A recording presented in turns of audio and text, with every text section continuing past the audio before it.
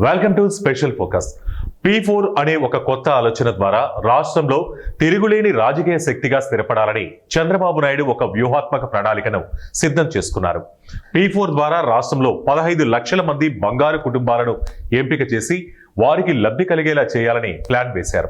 వితరణకు ముందు వచ్చే సంపన్నులు, పారిశ్రామికవేత్తలు అందరి నుంచి నేరుగా బంగారు కుటుంబాలు వారికి ఆర్థిక సహాయం అందించాలనేది చంద్రబాబు ప్లాన్.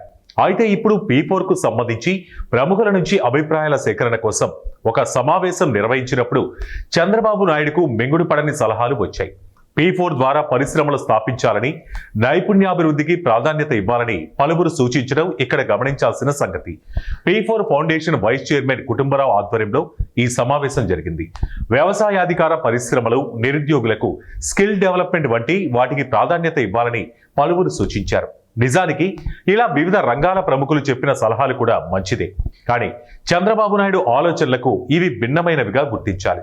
ఎందుకంటే రాష్ట్రంలో 15 లక్షల మంది బంగారు కుటుంబాలను గుర్తించి వారికి నేరుగా సంపన్నుల యొక్క డబ్బును పంచిపెట్టడం ద్వారా ఆ కుటుంబాలను తమ పార్టీకి స్థిరమైన ఓటు బ్యాంకుగా మార్చుకోవాలని చంద్రబాబు నాయుడు అనుకున్నారు. అంటే దాదాపుగా ప్రతి నియోజకవర్గానికి 8,500,000 కుటుంబాలను స్థిరమైన ఓటు బ్యాంకుగా మార్చుకునే ప్రణాళిక అన్నమాట.